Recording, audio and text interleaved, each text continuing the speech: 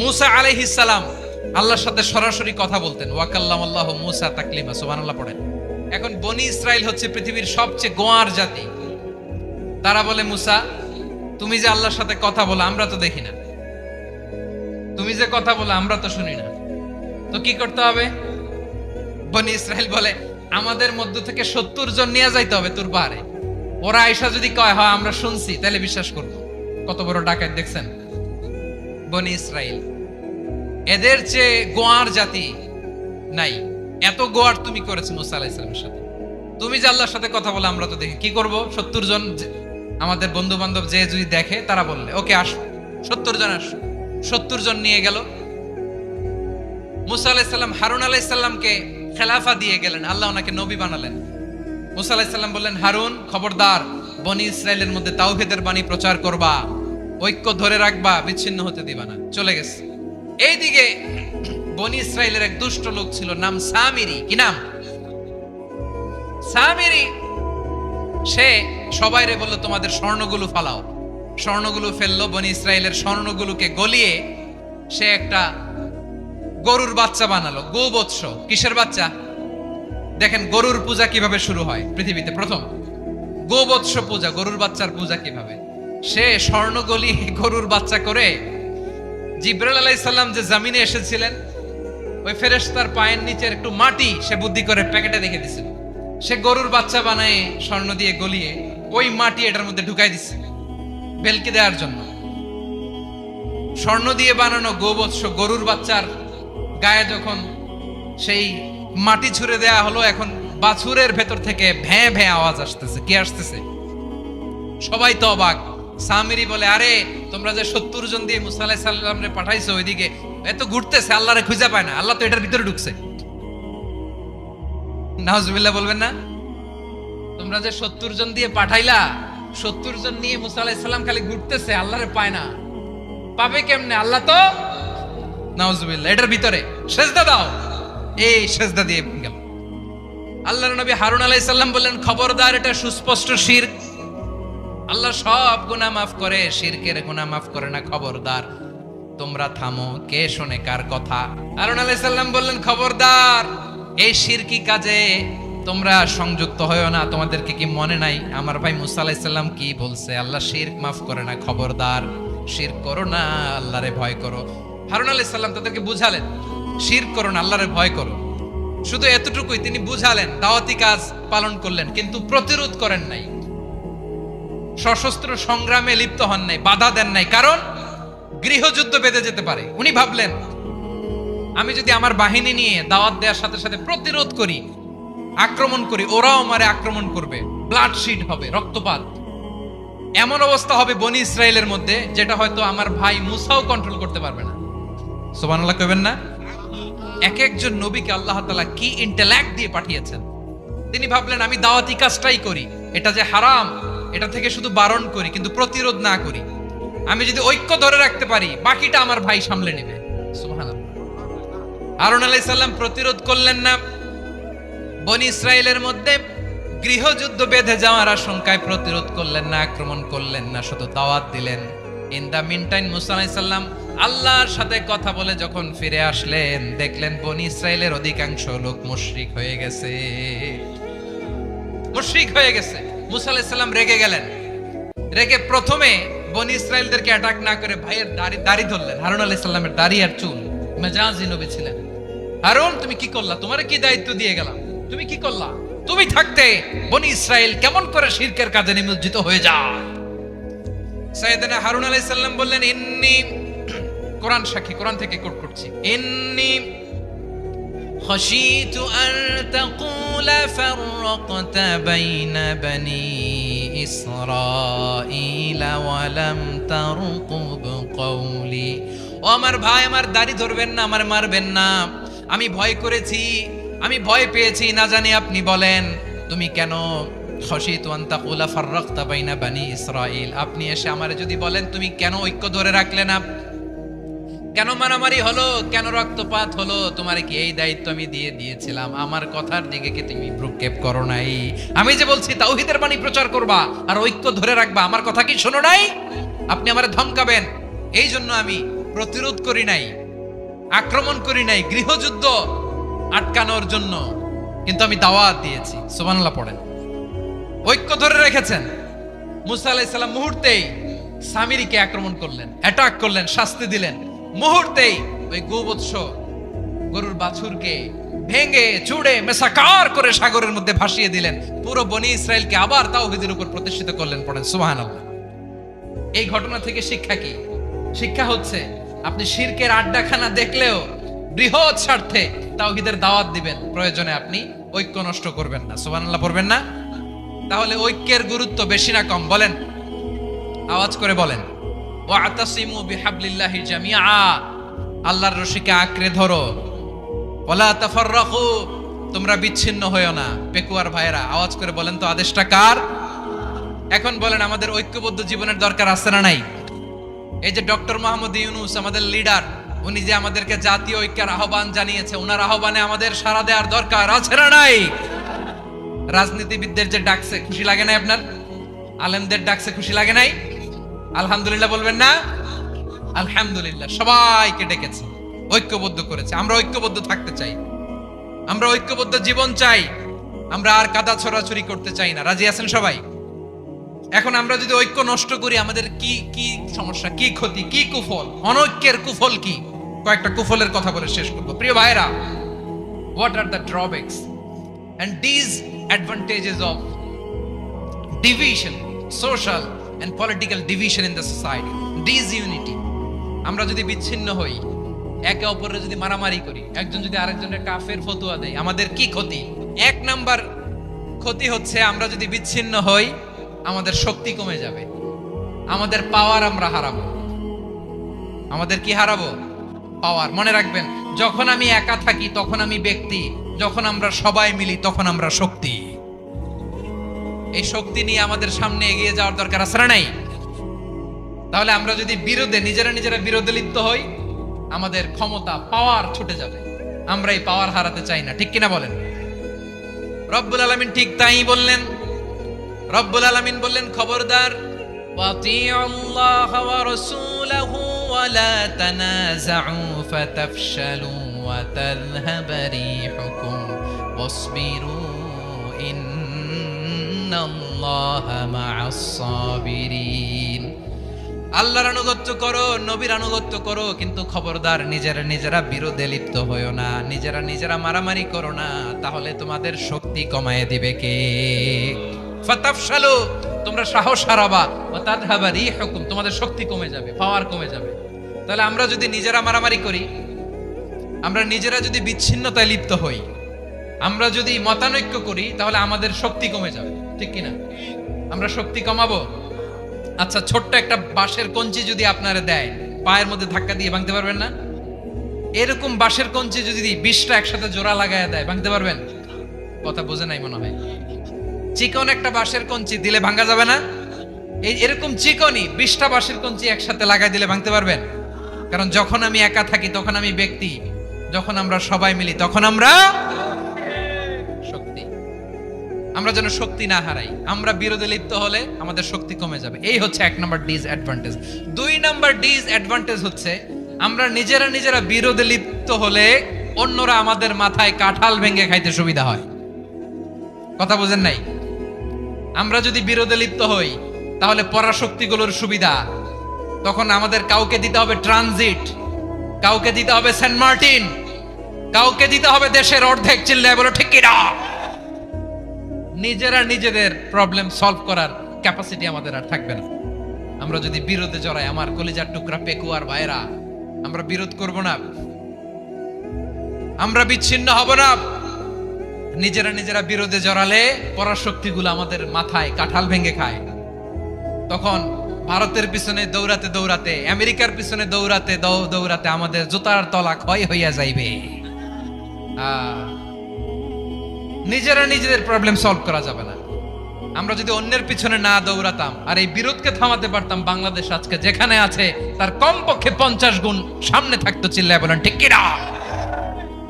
তাহলে 1 নাম্বার ক্ষতি হচ্ছে, আমাদের পাওয়ার লেস হয়ে যায়, আমরা দুর্বল হই যদি আমরা বিরোধ করি। 2 নাম্বার হচ্ছে, পরাশক্তিগুলোর সুবিধা নেয়। 3 নাম্বার হচ্ছে, আমাদের উন্নয়ন, দেশের উন্নতি, অগ্রগতি এটা স্থবির হয়ে যায়, এটা বাধাগ্রস্ত হয়। প্রিয় ভাইয়ের, ইউনিটি, ঐক্য হচ্ছে একটা দেশের উন্নয়নের মূল ভিত্তি।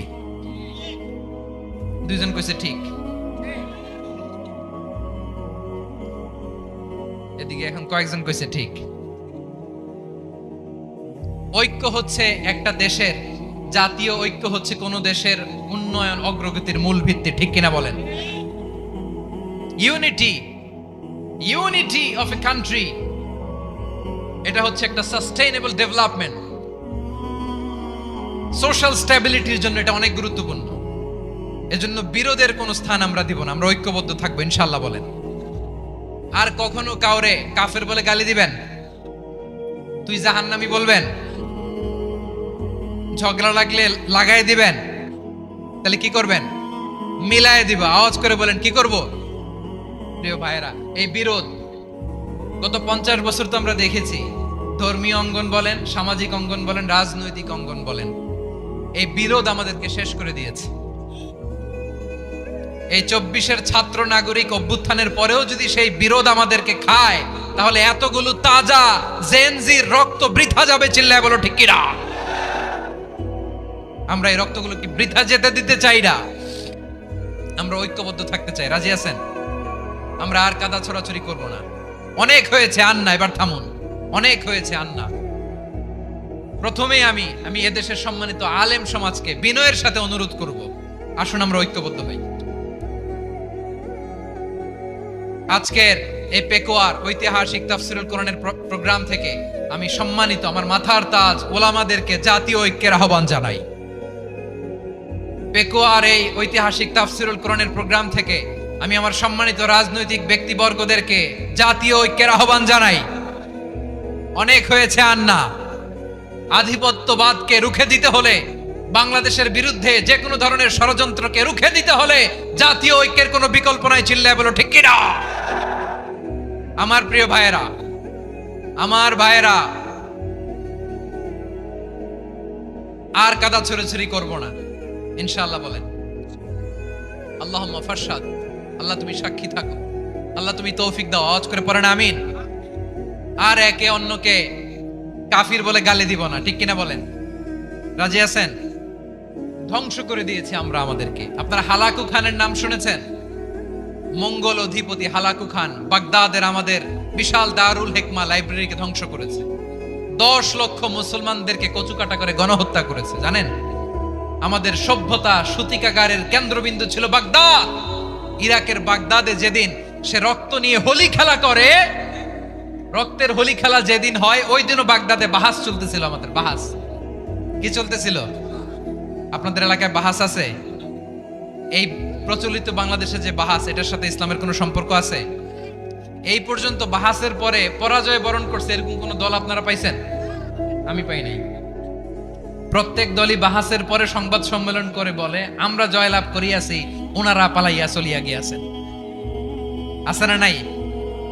কারণ সত্য জানার জন্য, সত্য মানার জন্য আসে না তো, নিজের জ্ঞান জাহির করার জন্য বাহাস করে। বিপক্ষ দলের আলেমকে ছোট করার জন্য বাহাস করে। এই বাহাসের স্থান ইসলামে নাই। চিল্লায় বলো ঠিক কিনা? এই সমস্ত বাহাসের দিন শেষ। ঐক্যবদ্ধ হওয়ার বাংলাদেশ।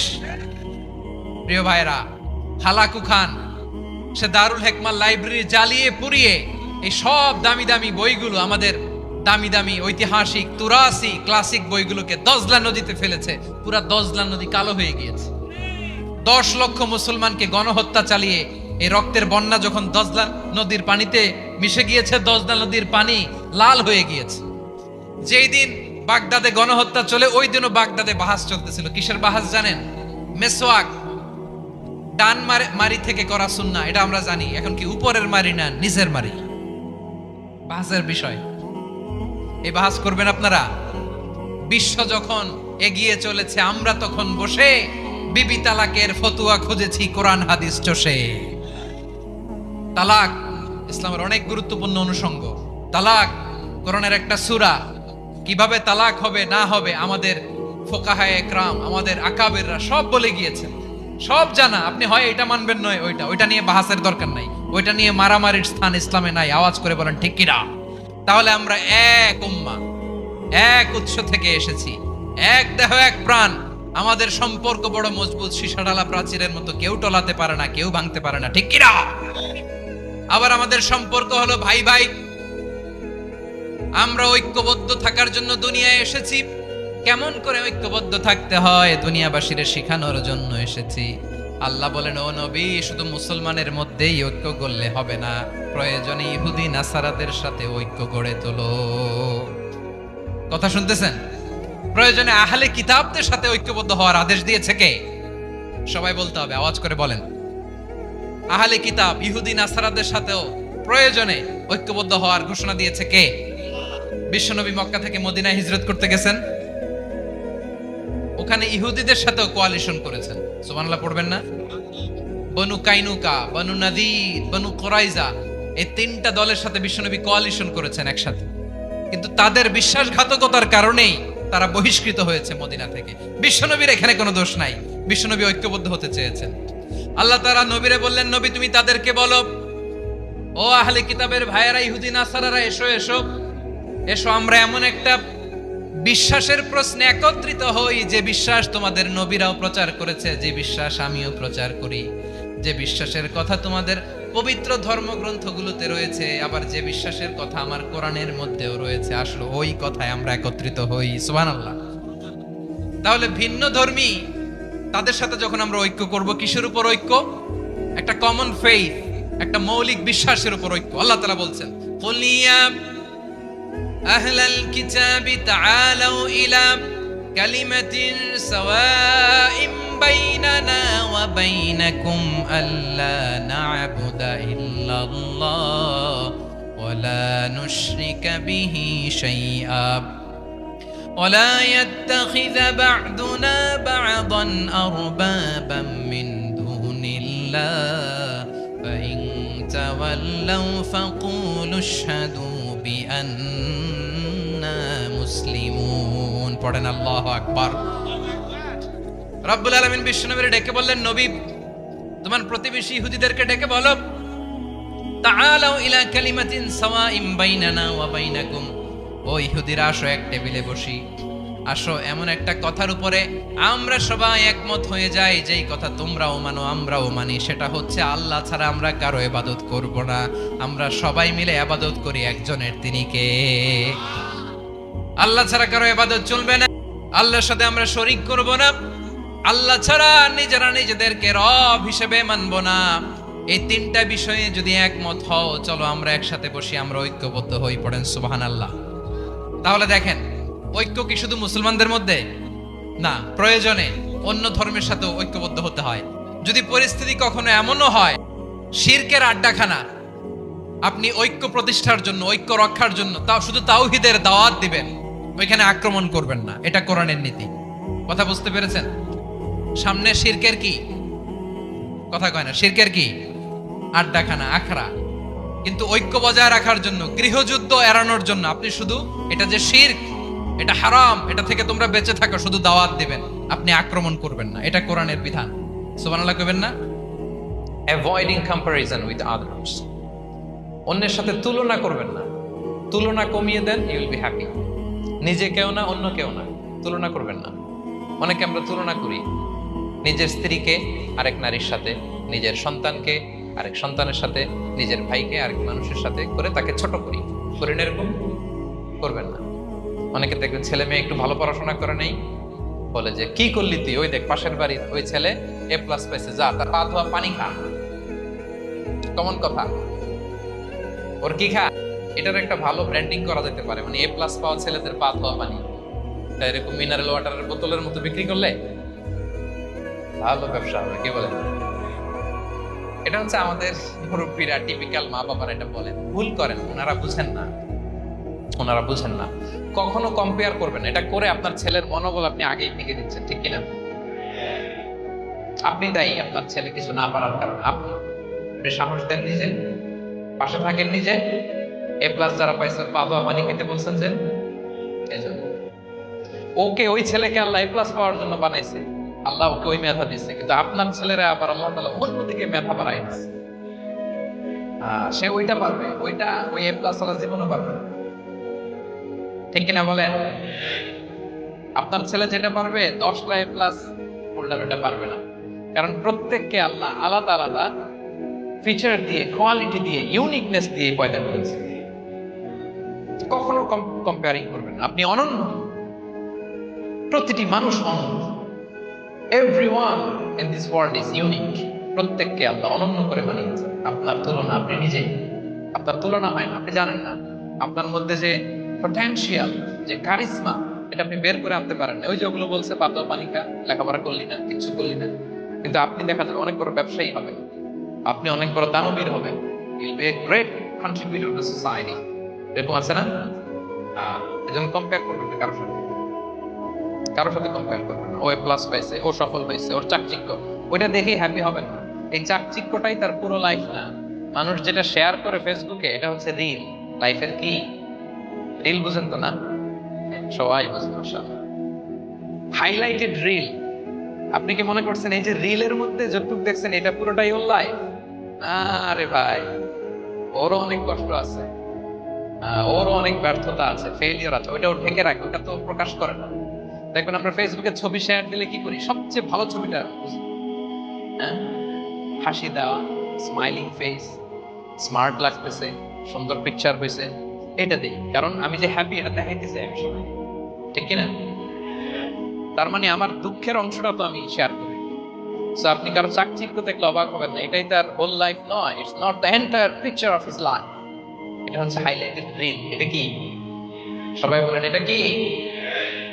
সো কখনো কম্পিট করবেন না অন্যের সাথে। তাহলে কার সাথে কম্পিট করবেন? Compete with yourself.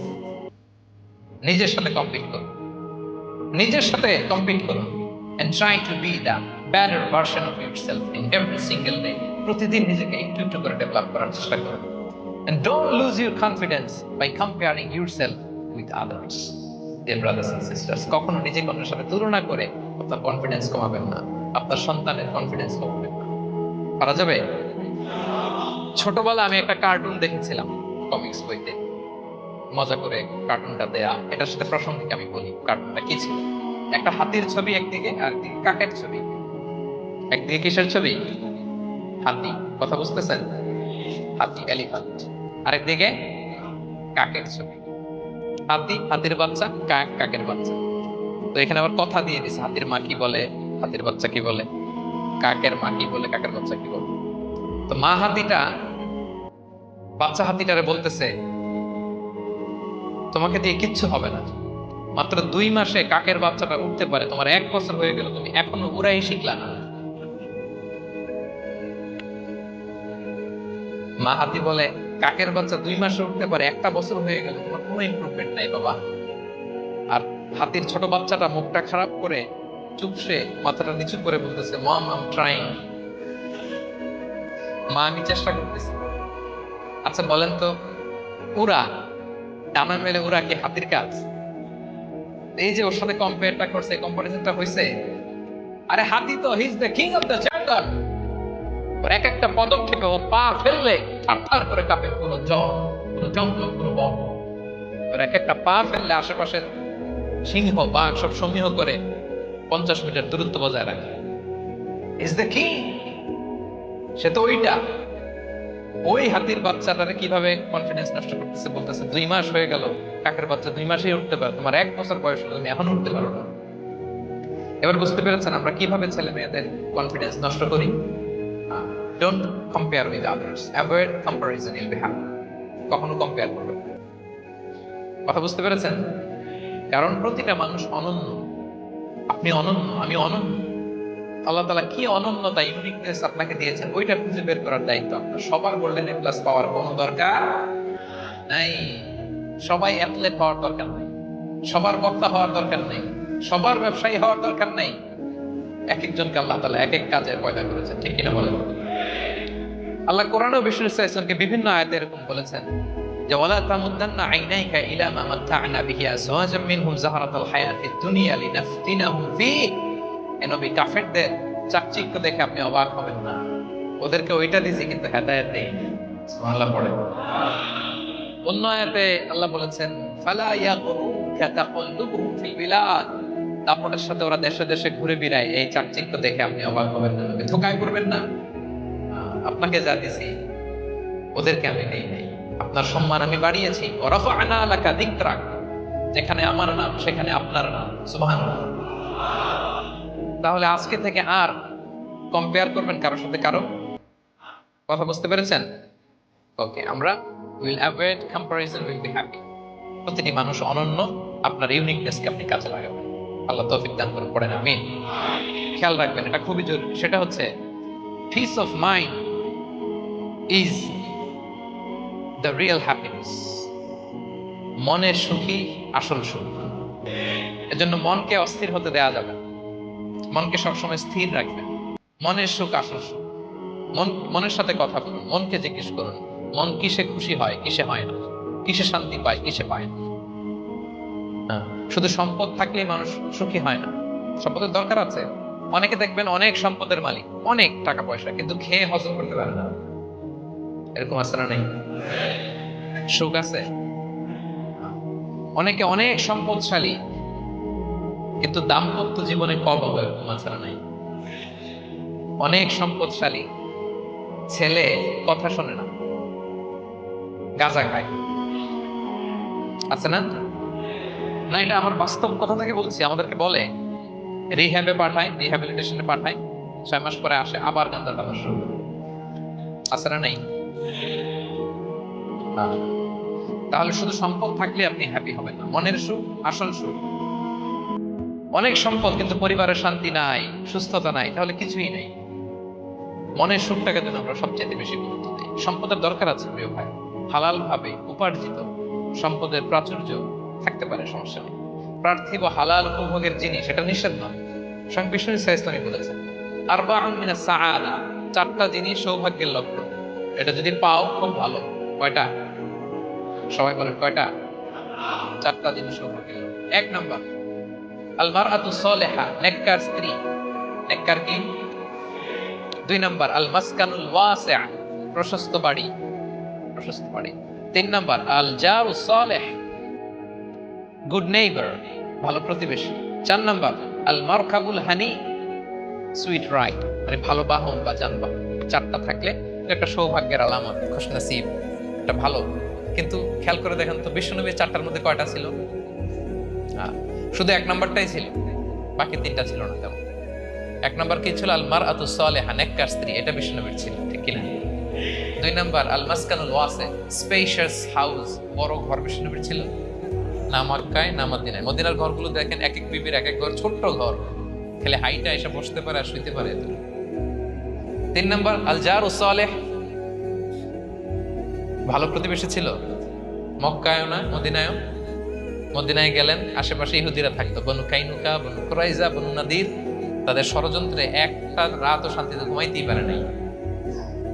সুখ তো দূর কি বাদ, সবসময় জ্বালাতন করতো, বিট্রে করতো, ওয়াদাভঙ্গ করতো, এগুলো ঘটেছে। তার মানে ভালো প্রতিবেশী জোটে নাই। 4 নাম্বার আল মারকাবুল হানি, ভালো বাহন। খুব বেশি ভালো বাহন ছিল তাও বলা যায় না, খাবারই তো ছিল না। ওট খাইলে না গায়ে জোর থাকবে, ঠিক কিনা?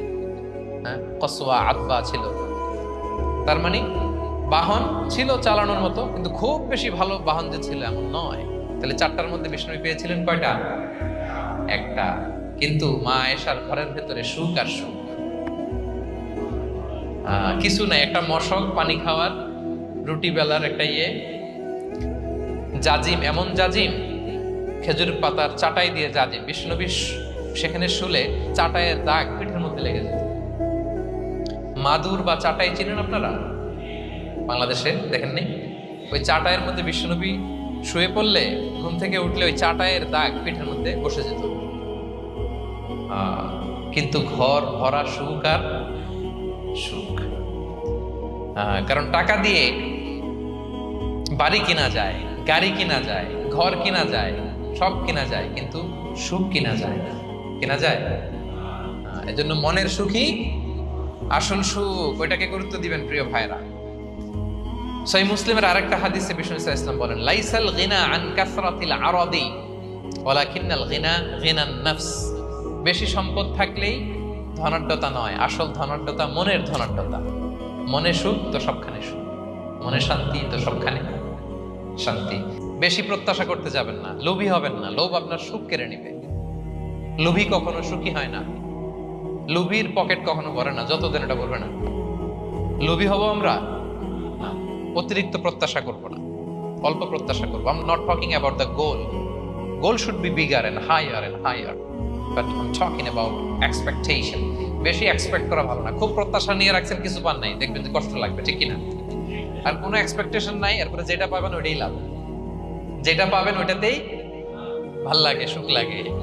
এজন্য এক্সপেকটেশন যেন বড় না হয়। বেশি খাই যেন না করি। হ্যাঁ, কালকে কি খাবো, পরশু, আগামী সপ্তাহে আমার মেয়ের কি হবে, ছেলের কি হবে, ওদের ভবিষ্যৎ, গাড়ি বাড়ি নাই, এই যে অস্থির, এরকম আসলে নাই। আজকের জন্য বাঁচুন, আজকের জন্য বাঁচুন, কারণ আগামীকালের তো জন্মই হয়নি। আগামীকালের জন্ম হয়েছে, এটা কি আজকে না আগামীকাল? তো আজকে হ্যাপি হন, আজকের জন্য বাঁচেন, আজকের জন্য প্ল্যান করেন। আগামীকালের তো জন্মই হয় নাই। কালকে সকালে সানরাইজের পরেই না আগামীকালের জন্ম গ্রহণ হবে, ঠিক কিনা বলেন? তাহলে প্রত্যাশা কমান, হ্যাপি হবেন আপনি। ইমাম গাজালি রাহিমাহুল্লাহ একটা চমৎকার কথা বলতেন। উনি বলতেন, তোমার রিজিকে যা আছে এটা দুই পাহাড়ের মাঝখানে থাকলেও এটা তুমি পাবে, আর যেটা তোমার রিজিকে নাই ওটা অনেক দূর থেকে আনার পরেও হাত দিয়ে নিয়ে দুই ঠোঁটের মাঝখানে রাখলেও ওটা পড়ে যাবে। কথা বুঝতে পেরেছেন? আপনি মাঝে মাঝে অ্যানিমেল কিংডম অথবা জিওগ্রাফিক্যাল চ্যানেলে দেখবেন যে বক মাছ শিকার করে কিভাবে অনেকক্ষণ লুকিয়ে থাকে, হুট করে একটা মাছ ধরে, ধরার পরে মাছটা বাঁচার জন্য ছোটাছুটি করে, বকটাও কামড় দিয়ে এমনি ধরে অমনি ধরে, পরে যায় আবার ধরে, আবার পরে যায় আবার ধরে, সবশেষে মাছটা টুপ করে পানিতেই করে। কারণ এটা ওর নসিবে, কি বলেন, এটা রিজিকে নাই। যেটা রিজিকে আছে ওই মাউন্ট এভারেস্টের উপরে থাকলে এটা আপনার কাছে আসবে, যেটা রিজিকে নাই দুই ঠোঁটের মাঝখান থেকে ওটা পড়ে যাবে। বুঝতে পেরেছেন? আব্দুল্লাহ ইবনে ওমর রাদিয়াল্লাহু তাআলা আনহু পিঠের মধ্যে একবার চাপড় দিয়ে একবার বললেন, আব্দুল্লাহ, কুন ফিদ দুনিয়া কান্নাকা গরীব আও আবির সাবিল। দুনিয়াতে এমন ভাবে জীবনযাপন করো মনে হয় যেন তুমি গরীব, মানে স্ট্রেঞ্জার, এলাকায় নতুন আসছো, কেউ তোমার চেনে না, তুমি কাউরে চেনো না। অথবা আবির সাবিল, মানে traveller, you are a traveller, পথিক। এইভাবে থাকে পথিক। ধরো একটা জায়গায় গেছেন, কেউ আপনার চেনে না, জানে না, ওই জায়গায় আপনি বাড়িঘর করবেন, কারণ তো চিনে নেই না, এটা সেফ এলাকা তাও জানে না, টাকাও তো নিয়ে আসেন, বাড়িঘর করবেন, কিছু করবেন? যে কাজের জন্য গেছেন কোন রকম কাজ সেরে চলে যাবে এখান থেকে, যে তুমি অপরে যেতে। অথবা ট্রাভেল করতেছেন, এখান থেকে মক্কা যাবেন, ধরেন যে দুবাইতে ট্রানজিট 4 ঘন্টা, কয় ঘন্টা ট্রানজিট, যেহেতু 4 ঘন্টা পাইছি, এবার একটা সোফা কিনি, একটা টেবিল কিনি, একটা এই কিনি সেই কিনি এয়ারপোর্টের ভিতরে, এরকম কোন পাগল করে? তাহলে 4 ঘন্টা ট্রানজিটে কি করে? এই চা খেতে খেতে, মসজিদের ভিতরে 2 রাকাত নামাজ পড়তে পড়তে, ওয়েডিং এরিয়াতে বসে পত্রিকা পড়তে পড়তে কোন রকম কাটায় দাও, কি বলে? নাকি ওইখানে সোফা টোফা বাড়ি ঘর এটা সেটা কিনা শুরু করেন 4 ঘন্টার জন্য? এরকম কোন পাগল আছে এরকম? আবিরু সাবিল, দুনিয়াতে এভাবেই বসবাস করতাম, গরীব ও আবিরু সাবিল, স্ট্রেঞ্জার অর ট্রাভেলার। কিন্তু এবার আমাদের লাইফস্টাইলের দিকে খেয়াল করেন, আমরা কিভাবে থাকি দেখি একটু বলতে পারি কিনা, কিভাবে? আজীবন হায়াত পাবো, আজীবনের জন্য দুনিয়াতে থাকবো, এইভাবে থাকে, ঠিক কিনা বলেন? কথা বুঝেন নাই বোধহয়।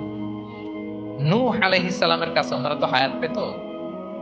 নূহ আলাইহিস সালামের কাছে এক মা এক বাচ্চাকে কোলে নিয়ে আসছে। কাকে? বাচ্চাকে কোলে নিয়ে এসে নূহ আলাইহিস সালামকে বলে, ইয়া নবী আল্লাহ, নূহ উদুল্লাহ আলা, আমার বাচ্চাটার জন্য একটু দোয়া করেন যাতে আল্লাহ তার হায়াত বাড়ায় দেয়। কি বাড়ায় দেয়? তো নূহ আলাইহিস সালাম বললেন, কেম আমরু, বয়স কত তোমার বাচ্চার? বলে 300 সানা, 300 বছর। কোলের বাচ্চার বয়স কত? অনেক হায়াত পেত তো। তো উনি বলতেছে, তুমি 300 বছর তোমার বাচ্চার হায়াত, মানে এখন বয়স, তুমি আরো হায়াতের দোয়া চাইতেছো। তুমি কি জানো আখিরি জামানায় এমন এক জাতি আসবে যারা 60 থেকে 70-এর মধ্যে সব মরে শেষ। বিষ্ণু বলেছেন যে আমার উম্মতি মা বাইনা ইলা 60 ইলা 70, আমার উম্মতের গড় বয়স 60 থেকে 70। ওয়া আকাল্লুহুম ইয়াজুজ যালিক, অল্প কিছু মানুষ 70+, সব 60 থেকে 70-এ শেষ। 300 বছর তোমার ছেলের বয়স, তুমি লম্বা হায়াতের দোয়া করো। তুমি কি জানো শেষ জামানায় এরা 60-70-এর মধ্যে সব মরেই যাবে? এই মহিলা তো অবাক, তাই নাকি 70-এ মরে যাবে? এই কথা শুনে মহিলা বলতেছে আইয়াবনুনাল বুয়ুত, আচ্ছা নবী, নবী আল্লাহ নূহ 70 বয়সে যেহেতু মরে যাবে, তারা কি আর দুনিয়াতে ঘর বাড়ি বানাবে? কারণ মহিলার ধারণা 70 বছর যেহেতু হায়াত, ঘরের তো আর প্রশ্নই আসে না, তো এমনি সেমনি কাটায় চলে যাবে। আজকে যদি আয়না দেখাইতে পারতাম ওই বুড়িরে, আমি তো স্কাই ট্রি এর উপরে উঠছি, তো আপনাদের সর্বোচ্চ টাওয়ার, ওই বুড়িরে যদি ওটার উপরে উঠে দেখাইতে পারতাম, দেখো বাড়ি কারে কর। আর দুবাইয়ের বুর্জ আল খালিফা, হ্যাঁ, আর বুর্জ দুবাইতে যদি দেখাইতে পারতাম, পেট্রোনাস টুইন টাওয়ার যদি, আইফেল টাওয়ার যদি দেখাইতে পারতাম, তাইলে বুড়ি বুঝতো বাড়ি বানানো কারে করে। আল্লাহ, কুন ফি দুনিয়া কান্নাকা গরীব ওয়া আবিরু সাবিল, এমন ভাবে দুনিয়াতে থাকো যেন তুমি স্ট্রেঞ্জার, ট্রাভেলার। কিন্তু আমাদের কথাটা চিন্তা করেন, এক্সপেকটেশন এত হাই, না পেলে আমরা কষ্ট পাই। তাহলে বিষ্ণু বলেছেন হয় স্ট্রেঞ্জার নয় ট্রাভেলার, এইভাবে থাকো। ওয়াইদা আমসাইতা ফালা তানতাযিরিস সাবাহ ওয়াইদা আসবাহতা ফালা তানতাযিরিল মাসা। আব্দুল্লাহ, যখন সকাল হবে সন্ধ্যার এক্সপেক্ট করো না, যখন সন্ধ্যা হবে সকালের এক্সপেক্ট করো না। সকালবেলা তুমি বিশাল আশা নিয়ে বসে থাকো না যে সন্ধ্যা পর্যন্ত বাঁচবা। যদি বাঁচো, সন্ধ্যা পাও, ভালো, আলহামদুলিল্লাহ। না পাইলে রবের সাথে সাক্ষাতের জন্য রেডি, তাও আলহামদুলিল্লাহ। ঠিক কিনা বলেন? এটা হইতে হবে mindset. Expect less, never be greedy. প্রত্যাশা কম রাখেন, আপনি হ্যাপি হবেন। কিন্তু আমাদের মধ্যে অনেক এক্সপেকটেশন, যেটা আমাদেরকে কষ্ট দেয়, অসুখী বানায়। আরো লাগবে, আরো লাগবে। অনেকের মধ্যে, সবার না, অনেকের মধ্যে এই প্রবণতা আছে না নাই? বিশ্বনবী বলেন, লাউ আন্না লিবনি আদম ওয়াদিয়ান মিন যাহাব আহাব্বা ইয়াকুনা লাহু ওয়াদিয়ান। প্রত্যেক বনি আদমকে যদি একটা করে স্বর্ণের পাহাড় বানায় দেওয়া হয় বা উপত্যকা বানায় দেওয়া হয়, সে চাবে আরো একটা স্বর্ণের পাহাড়ের মালিক কিভাবে হওয়া যায়। আচ্ছা বলেন তো, একটা স্বর্ণের পাহাড়, এটারে বেচা খাইতে খাইতে আমার 14 পুরুষও খাই শেষ করতে পারবে? আরেকটা দিয়ে আমি কি করবো? কিন্তু বিষ্ণু বলেন, অনেকের প্রবণতা আরেকটা চায়।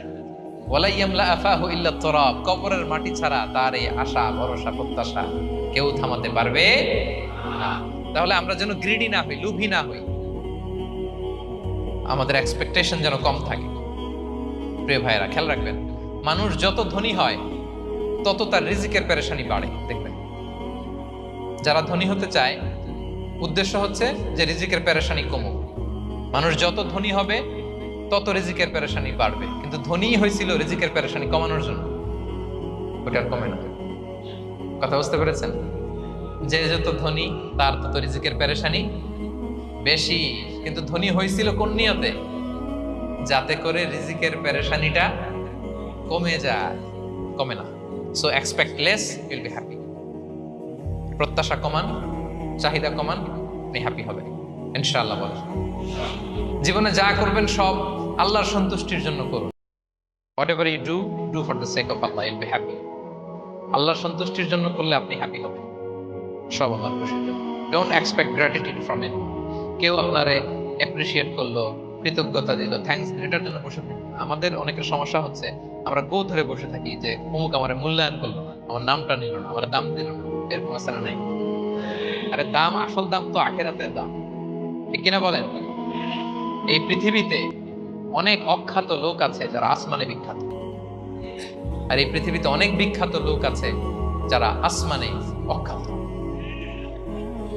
আমরা যেন আসমানে বিখ্যাত হতে পারি।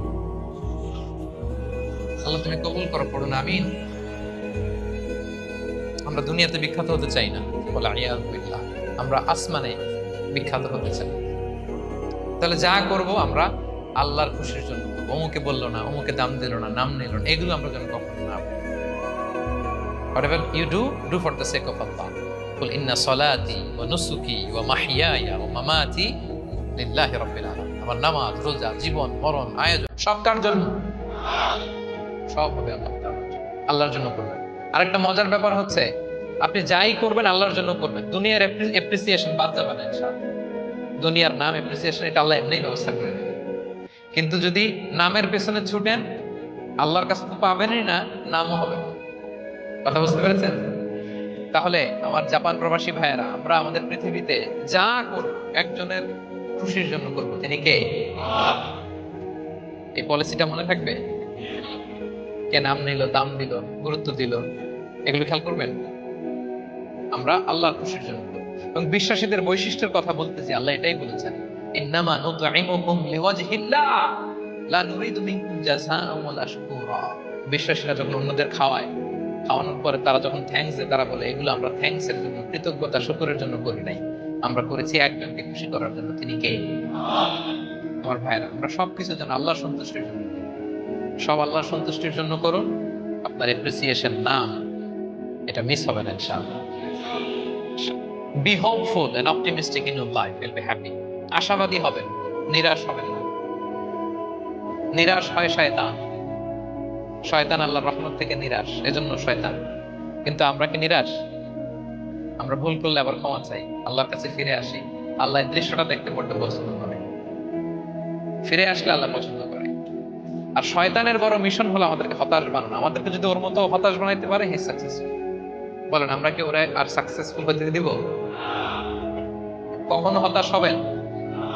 কখনো হতাশ হবেন না। আমরা হতাশ, মুসলিমরা হতাশ হয় না। আমি অবাক হয়েছি জাপানের এই যে সুইসাইডাল অ্যাটেম্পট রেশিও দেখে। আল্লাহ তাদেরকে হেফাজত করুন, আল্লাহ তাদেরকে দিনের গাইডেন্স দিয়ে ধন্য করুন। প্রতিদিন অ্যাভারেজে নাকি 85টা সুইসাইড তারা করে, এবং কি অবাক করার, দল বেঁধে যে নাকি করে। এটা এত সুন্দর দেশ, এত চমৎকার, কিন্তু এই যে কষ্ট। এরকম যদি কাউকে দেখেন সুইসাইডিং মেন্টালিটির, তাকে সময় দিবেন, জীবন নিয়ে তাকে উজ্জীবিত করবেন, অপটিমাইজ করবেন যে না, লাইফ অনেক সুন্দর, বেঁচে থাকার অনেক কারণ আছে, তোমাকে বাঁচতে হবে নিজের জন্য, পরিবারের জন্য, সমৃদ্ধির জন্য। আল্লাহ আকবার, আল্লাহ হেফাজত করুন। প্রিয় ভাইরা, এজন্য মুসলমানদের মধ্যে সুইসাইডাল অ্যাপ্রোচ কম, কারণ আমরা হতাশ না, আমরা ভরসা রাখি, আশা রাখি এক মহান সত্তার উপর। তিনি কে? আমরা মন খুলে তার কাছে সব, তার কাছে সব। এই পৃথিবীতে নাস্তিকদের চেয়ে কপাল পড়া দ্বিতীয় কেউ নাই, ওরা কাউরে ডাকতে পারে না। হিন্দু, যে হিন্দু মন্দিরে যায়, সে ওই হিন্দুর চেয়ে ভালো যে মন্দিরে যায় না, কারণ সে মন্দিরে যে কারো না কারো কাছে কিছু চায়, কিছু বলে, ঠিক কিনা? যেই খ্রিস্টান চার্চে যায়, সে ওই খ্রিস্টানের চেয়ে ভালো যে চার্চে যায় না। যে ইহুদি সিনাগগে যায়, সে ওই ইহুদির চেয়ে ভালো যে সিনাগগে যায় না। কারণ সে যা কিছুর কাছেই হোক না কেন, যে কাঁদে, মানে সুখ দুঃখ প্রকাশ করার একটা জায়গা আছে। কিন্তু নাস্তিক কারা ডাকবে? ও তো বলে কেউই নাই, তো ডাকবে কারে? ঠিক কিনা বলেন? একা একা নাস্তিকরা একা একা যখন থাকে, জীবন মরণ নিয়ে যখন তারা চিন্তা করে, ওদের দম বন্ধ হয়ে আসে। আপনি জানেন, ওদের দম বন্ধ হয়ে আসে। আর তার বিপরীতে আমরা কখনো হতাশ হই না, নিরাশ হই না। আমরা ভরসা রাখি একজনের উপর, তিনি কে? কোরআনের প্রতিটা বাণী আমাদের জন্য মোটিভেশন, ইন্সপিরেশন। সুবহানাল্লাহ পড়ুন। কোরআন আপনাকে বলে লা তাহজান ইন্নাল্লাহা মা'ানা, ভয় পেও না, আল্লাহ আমার সাথে আছে। বিপদে পড়লেই আপনি বলবেন যে আল্লাহ আমার সাথে আছে। আমি একটা স্ট্যাটাস শেয়ার করেছি ফেসবুকে যে মনকে তুমি বুঝিয়ে বলো আল্লাহ আছে আমার সাথে। মনকে তুমি বুঝিয়ে বলো আল্লাহ আছে, কেউ নাই, তার আছে কে?